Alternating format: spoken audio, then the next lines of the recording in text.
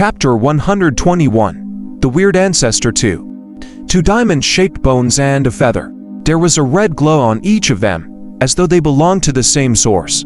They gave off extraordinary auras, but it was a pity that it had nothing to do with sturdiness. It was more about the augmentation of spells and speed. I wonder how many spirit stones I can sell them for. There's also my white pills. If accumulated another 1,000. Xu Qing counted his assets and walked out of the magic boat to the breakfast stall he visited every day. The boss of the restaurant was a middle-aged man with no cultivation. He was an ordinary resident of the main city and looked honest. When he saw Xu Qing, he grinned. He had a very deep impression of this handsome youth from the homicide department.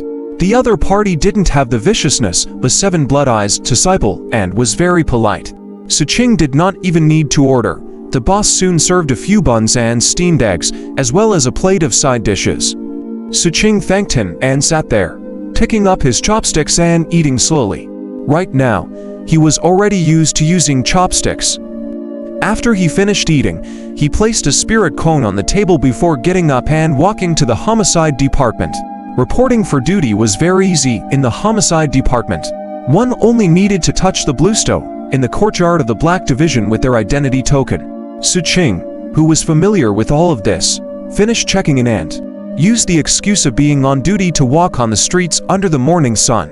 On the way, he encountered some disciples from the homicide department. Most of them greeted him politely. After the battle with Night Dove, Xu Qing had gained some amount of fame in the homicide department. Xu Qing bought a few pears on the streets. He walked toward the medicinal shop while eating the pears. He planned to sell the white pills first and then sell the materials given by Huangyan yesterday, before he went to see how much more he needed to exchange for the giant whale skull. The medicinal shop was soon within Xu Qing's sight. It was still the shop where he bought herbs and alchemy pills. It was very lively with people coming and going.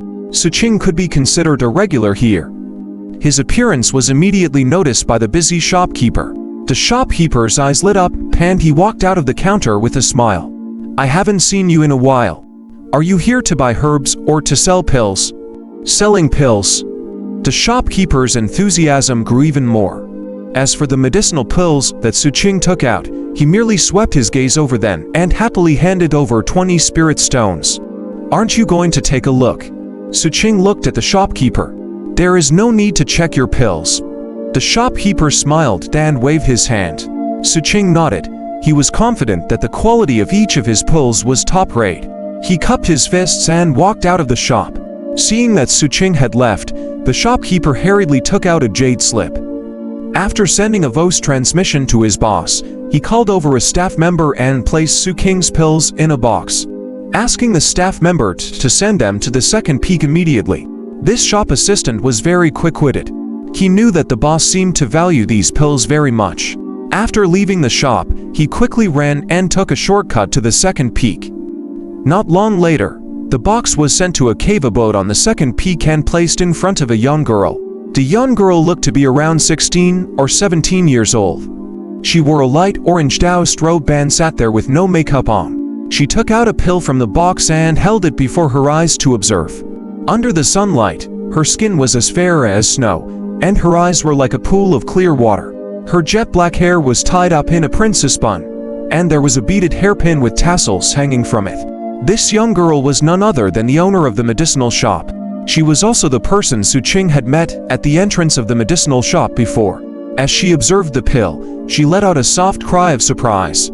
Her brows were slightly raised, and her eyes revealed surprise. The purity has actually increased. She had previously studied Xu Qing's alchemy pills and discovered that although she could also achieve the same purity, she couldn't do it every time. Hence, she couldn't help but feel a little competitive. Since a disciple of the seventh peak can do it, as an alchemy cultivator, there's no reason for me to be unable to. The young girl waved her jade-like hand, and stalks of medicinal herbs flew over from all directions. With a serious expression, she began refining. While she was about to compete with Xu Qing in alchemy, Xu Qing was currently walking on the streets and looking at the weapon refinement workshops of the Sixth Peak's disciples in the surroundings. His brows furrowed imperceptibly and a hint of doubt flashed in his eyes. He didn't know if it was an illusion, But when he passed by these shops today, a few of the Sixth Peak's shopkeepers seemed to be intentionally or unintentionally glancing at him, as though they were confirming something. It wasn't like this in the past. Are they observing me? Xu Qing narrowed his eyes. This abnormal scene made him even more vigilant, so he simply gave up on staying around. He didn't enter any of the shops to sell his ingredients. Instead, he returned to his berth at Port 79 and began his cultivation with great vigilance. Several days passed, but nothing major happened. Xu Qing was hesitant, but he was still cautious. Every day, he would pass by the shops at the Sixth Peak while on duty and secretly check them out. That kind of observation never appeared again, but Xu Qing was still worried. He decided to wait for a few more days. After confirming that everything was normal, he found a shop that hadn't observed him from the start and prepared to head over.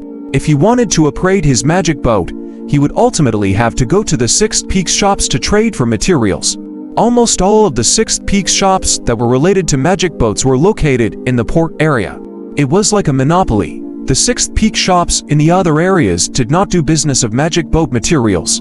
Hence, even though there was a trace of uncertainty, Xu Qing was still prepared to give it a try.